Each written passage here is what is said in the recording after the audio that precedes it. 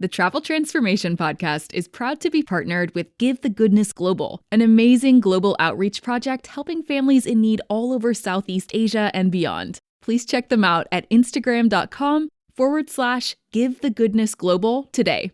And now on to the podcast episode. Welcome to the Travel Transformation Podcast, the podcast that explores the life-changing potential of solo travel, intentional travel, and location-independent working. Whether you're an aspiring digital nomad or simply want to boost your confidence through epic travel experiences, I'm here to motivate and inspire you to go after all your wildest dreams. I'm Jessica Grace Coleman, author, travel transformation coach, founder of Flip the Script Travel Transformation Services, and your host for the Travel Transformation Podcast. Travel changed my life. Now let's change yours. You ready? Let's go. Welcome to the Travel Transformation Podcast, the podcast where we talk all things travel and all things transformation. I'm your host, Jessica Grace Coleman, and today is going to be a solo episode all about tips for solo female travellers, which I am one of.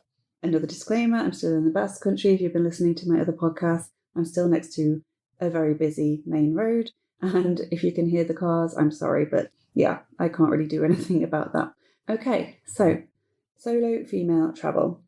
If you've never done it before, it can seem incredibly daunting, incredibly overwhelming. I totally get it. Probably the first time I went anywhere on my own was when I went to Colorado in the US for my year abroad. And I actually did meet up with a couple of English girls at the airport who were also going. So I wasn't traveling totally on my own then. But then while I was there, I visited various places, flying on my own, meeting up with friends and sort of doing the first and the end bits on my own. And then the biggest sort of first major solo female travel I did, I could just say solo travel, I am a female, you know that, was when I went to Thailand in 2018. To go to a writer's house for 2 months, and I travelled there and back on my own, and it's quite a lengthy journey, made even more lengthy by the fact that my flight was cancelled when I got to the airport. So I first had to wait several hours in the airport to try and get on another flight. I managed to get the last seat on the last flight out that day, had to wait like 14 hours in the airport, something like that, before I could even get on a plane, and then I had to fly to Bangkok from London, and then literally run through the airport, which was very stressful, to get my little plane to Koh Samui, the island. And I think that was the last plane of the day as well, because I got there very, very late. Then had to navigate my way to the house in the dark, and I was so tired and so out of it, and it was just all very overwhelming. But those 2 months spent in Thailand with other writers in that house were amazing, so absolutely worth it. But I understand how daunting this can be. And these days, I don't really think anything of booking a travel on my own. Flights, taxis, trains, whatever I need to do, I'll figure it out. The thing is, these days, there are so many apps that can help you. There's Google Translate, Google Lens, Google Street View, Uber. So many amazing apps and technology that we can rely on. It's not like 20 years ago where you just had to head out without a phone, without GPS, without being able to contact someone, with a paper map, and just hope for the best. Like, it's so much easier these days. I'm not saying it is easy, but it is easier than it was, say, 10 or 20 years ago. So we've got that on our side. We've got technology on our side. I think the main thing people worry about, and rightly so, is safety. And I always say it's something you should be worried about anyway, wherever you are in the world. And a lot of the times people travel from their home countries to other countries, and they're worried about the place they're traveling to without really realizing what the crime rates are in their country, especially if they live in a big city, and they don't really compare the two. So yes, you might be more of a target if you are obviously a tourist, or if you're obviously like rich, or in comparison rich, if you're wandering around, say, a third world country, and you're a digital nomad, say, and you've got a MacBook and an iPhone and jewelry and stuff like that, then maybe, yes, you'll be seen more as a target. But I had a guest on the podcast, Sarah Tyler, and she is from the US, but she lives in Mexico. And I asked her about safety, and she said that actually being sort of a foreigner in Mexico, she felt safer because the locals didn't want to get into any trouble attacking or mugging an American, say. Actually, she was less of a target, but she also did make sure to not walk around with like expensive clothes and expensive jewelry on display and designer handbags and stuff like that, because then you are attracting attention. So if you're traveling on your own, you're in certain countries where you may stick out. Say if you have a different skin color, different hair color. When I went to China and Southeast Asia for the first time, I went with my friend Ruth, and she's like this little petite, blonde, white lady. So when we went to China in particular, where there's not many blonde people, say, she stuck out so much. Everyone was coming and taking photos with her. The little old ladies were dragging her over to their family so they could talk to her and take pictures. And it was crazy, actually. It was like she was a celebrity over there because she looked so different. I mean, there's nothing much you can do about skin colour and hair colour if you want to blend in, but you can do things about your clothes. Like I say, you can go around not with designer stuff, not flashing the cash, not wearing super obviously expensive outfits that maybe would make you a target for thieves, muggers and things like that. Also just blend in by being respectful. So I've been to lots of temples and religious sites in Asia, for instance, where it is expected that you cover up. So you're expected to wear long dresses or trousers, even when it's, super hot, obviously, and you're expected to cover your shoulders as well. So if you don't want to completely cover up, you can take like a lightweight scarf with you and wrap that around your shoulders. That's what I usually do. But yeah, just like be respectful and follow the rules, blend in that way, and you won't stick out so much, and you won't maybe feel like you stick out so much, so you might feel more confident going around. So that's something to be aware of. Sorry for the interruption, but I just have to tell you about Jessica Grace Coleman's new book, Intentional Travel Transformation. Boost your confidence, conquer your fears, and finally become the person you've always wanted to be, which is out now. This book is part memoir, part practical guide to help you transform yourself and your life through travel. Learn about Jessica's own tale of travel transformation, read unique transformation stories from the travel buddies she's met on the road, and make your way through her travel transformation framework, a method you can follow to create your very own bespoke travel transformation strategy. Your roadmap you can use to incorporate intentional travel into all your future trips. So, have you packed your bags yet? Because it's time to flip the script on your life and transform through travel. Get Intentional Travel Transformation now from Amazon, or head to www.traveltransformationcoach.com/books for more info. And now let's get back to the Travel Transformation Podcast.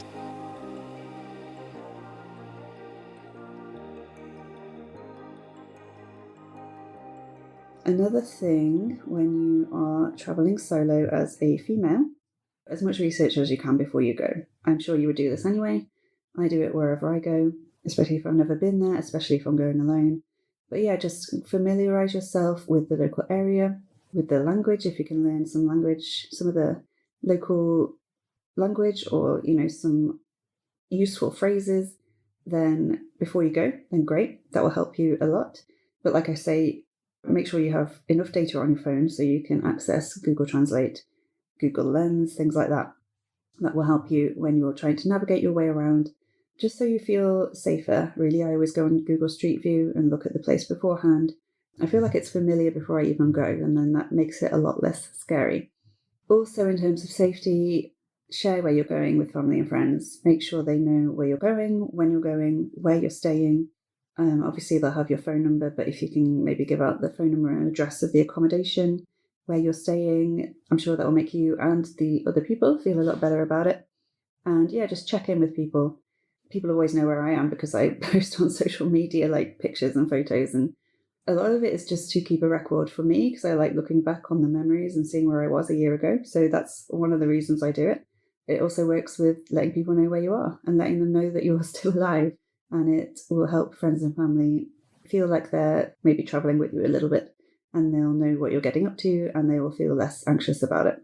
So it's about sort of making you less anxious, and also your friends and family back home as well, because that is a huge part of traveling solo, especially as a female. You will get people say, I don't think you should do that, I think it's too dangerous.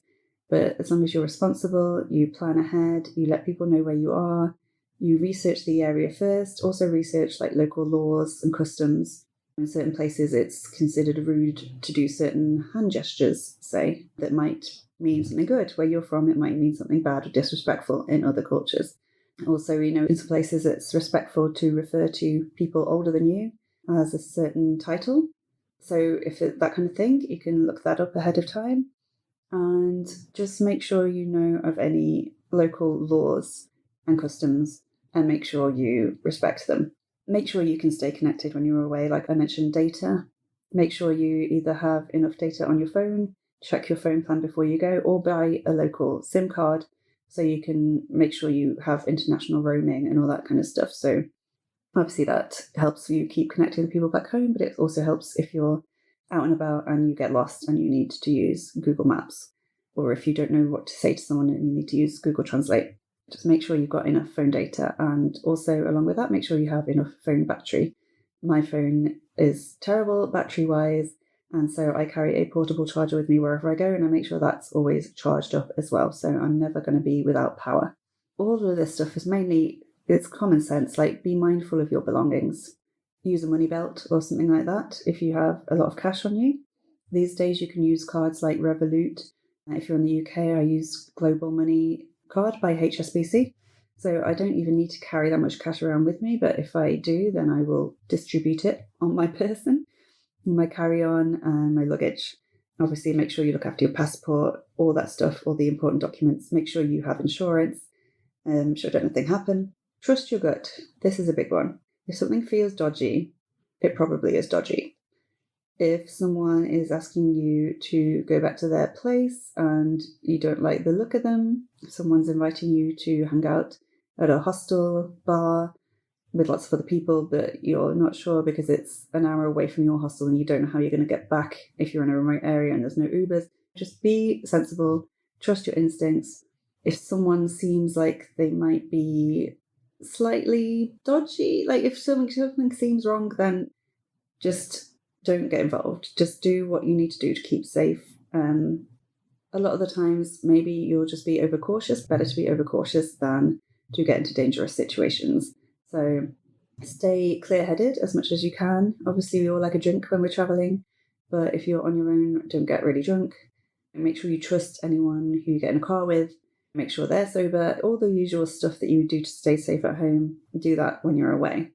But also, I would go the extra mile and ask locals, ask any travellers you know who've been to a certain place if it is safe for female travellers. And you can do this by Googling it, by going on Facebook groups for solo female travellers. There's so many of them. Asking them what experiences they've had in these places. And obviously people will have had different experiences. Some will say, oh, it's totally safe. I didn't feel at all anxious. It was great. Other people will be like, I got attacked on this street. Don't go there. So use your common sense. But if you ask a question and lots of people are like, don't go to this area, it's not safe for female travellers, it's not safe for solo travellers, then obviously don't go to that area. And also just make sure you know what's safe to do and what's safe not to do in terms of public transport as well. So in England, I think nothing of getting on a train or a bus, but when I went to South Africa, for instance, my friend there told me if I was on my own, just never to do it ever, because people get mugged at knife point and it's just not worth it. So you need to know these things before you go so you know what to look out for. Yeah, solo travel doesn't have to mean solo. I think I've talked a lot about this on the podcast, but you can stay in co-livings, you can go on group tours, you can connect with travellers online through Facebook groups, you can meet up with people through Meetup, the website, and through other people you've collected on your travels. Once you go to one or two co-livings, you'll find you'll know a lot of people, or you've heard of people who have stayed with those people in other co-livings, and it's just one big co-living family, and it makes the world seem very small. And it also makes solo travel a lot less scary because you'll be going places where you might have met the people before, or you have friends of friends there. And yeah, solo doesn't have to mean alone. It doesn't have to mean lonely. You can connect with other travellers through online communities and forums or people you've met before. And yeah, just remember, if you're anxious about travelling, I mentioned some of this in the How to Be an Introverted Digital Nomad episode, which was episode 52. So go and listen to that. I go into more stuff about how to travel if you are an anxious traveler or if you have social anxiety. So that can apply to solo female travel as well. And yeah, it's all about planning in advance, research, preparing as much as you can, making sure people at home know where you are, use your common sense, use your gut instincts. Don't put yourself in dangerous situations. Don't do things you wouldn't do back home. And yeah, make sure you have a support network and make sure you connect with travelers online or with people you've already met. And also it can help to bring sort of familiar items with you from home, like a favorite book or a favorite jumper or a favorite perfume that reminds you of home. It can be watching your favorite Netflix show. It can be listening to your favorite podcast. Just anything that you find comforting. Make sure you bring that with you and incorporate it into your daily routine while you're traveling. It helps ground you. You feel like you can continue traveling and it's not too overwhelming, and it's just a great way of making sure your travels are fun, and it's just a great way of making sure you can continue traveling even if it seems overwhelming and daunting. You can ground yourself in certain ways and it doesn't have to seem so scary. And like I said in the other episode about being a digital nomad, you don't have to go all in. You don't have to go traveling on your own for 12 months on your first go. You can go away for a night, a weekend, a week, see how you go. Even just go and have a meal in a restaurant on your own. Get used to doing things on your own. Get used to that feeling of independence. Get used to that feeling of excitement about doing stuff on your own if you're not used to it. And yeah, solo female travel is amazing, as is solo male travel, I imagine. And once you start doing it, you'll realise just how capable you are of doing anything in your life that you thought you could maybe not do alone. So it's a great way of boosting your confidence. It's a great way of seeing the world. It's a great way of making new friends. And it's a great way of stepping outside your comfort zone while having awesome adventures. So I hope this helped in at least some way if you're a solo traveller or if you're considering doing some solo travelling. And yeah, let me know if this did help. You can message me on Instagram at Travel Transformation Coach, and you can follow me there for more tips on being a digital nomad and being a solo traveller. Okay, that's it for this week. Until next time, I'll catch you on the flip side. Bye. Thank you for listening to this episode of the Travel Transformation Podcast with me, Jessica Grace Coleman. If you enjoyed this episode, please rate and review, and spread the word if you have friends or family who also want to transform through travel. For a chance of winning one of my books in ebook form, please review this podcast on Apple Podcasts and send a screenshot or just your name to info@traveltransformationcoach.com or at Travel Transformation Coach on Instagram. I'll be picking a new winner each month, and you can choose between any of my non-fiction titles, including Write Your Life, Write Your Year, and Intentional Travel Transformation. You can find out more about me at traveltransformationcoach.com, where you can also get your free travel transformation guide. And until next time, I'll catch you on the flip side. Bye.